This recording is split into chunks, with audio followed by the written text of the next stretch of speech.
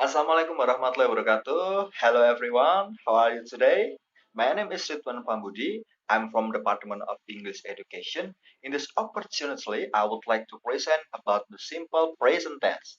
Okay, firstly, I will explain about the definition of simple present tense. Secondly, function.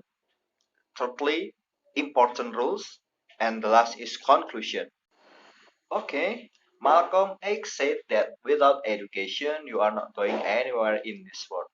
So, without education, you just stuck in your condition and you not make a progress in your future, in your knowledge and other.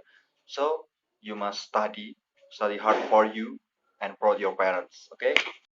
Okay, we go to the first slide is simple present tense. The definition of simple present tense is a form of verb to state fact, habit, or event that occur at this time. Okay, we go to the next slide. There is function. The first is general truth, and then the second is habitual action. Maybe the definition of general truth is a statement that is absolutely recognized by everyone and always happens every day, while habitual action to express activities that have become a habit. Okay, for example, for example of general truth is the horse has four legs. Kuda memiliki empat kaki. Memang di mana-mana kuda memiliki empat kaki dan itu adalah suatu kebenaran dan maybe other example is human doesn't live in water. Manusia tidak tinggal di air karena manusia tinggal di darat seperti itu. Kemudian untuk habitual action sendiri di sini we drink milk every morning. Kita minum susu setiap pagi seperti itu. Kemudian for the next example, you always come late. Kamu selalu datang terlambat. I work hard. Saya bekerja keras dan lain sebagainya seperti itu. Okay, we go to the next slide. There is time signal. What is the word is always, every, never, every day, sometime, usually, rarely. For instance, the first, I always go to school by car. Always. And then I never cook a ratatouille. And sometimes he eats meatball. Jadi teman-teman kita ketahui bahwasanya kata-kata di sini semua sering digunakan untuk simple present tense. Seperti always selalu, every setiap, never tidak pernah, everyday setiap hari, sometimes terkadang, terus kemudian usually biasanya, rarely jarang seperti itu. Jadi kalimat-kalimat ini, kata-kata ini sering digunakan untuk simple present tense. Okay, next, there is formula or verbal.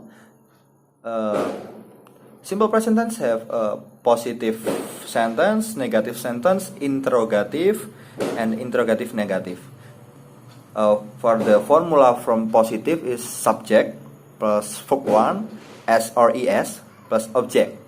For instance, like she makes a good song, and then negative is subject plus do not or does not plus verb 1 and object plus object. For instance, you don't bring a book. If the subject is she or he does not bring a book. Okay, the interrogative, do or does in front of the subject, and then plus verb 1 and then object.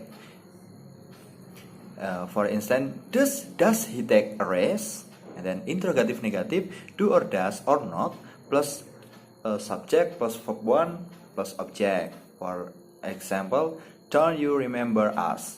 Okay, we go to the next slide. Formula or non-verbal. The positive subject plus to be plus object or complement. For example, Zara is a beautiful girl.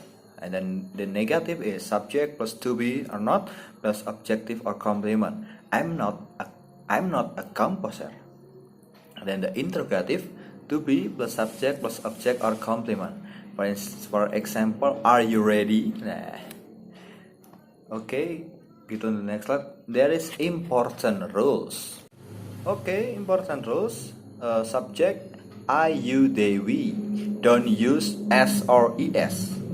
And then subject she, he, it, and singular noun use s or es. Jadi teman-teman, di sini ketika kalimat I, you, they, we itu tidak menggunakan tambahan s atau es di verb satunya seperti itu. Jadi tetap I have a dream. Nah, seperti itu. Kemudian ketika itu she has a dream seperti itu.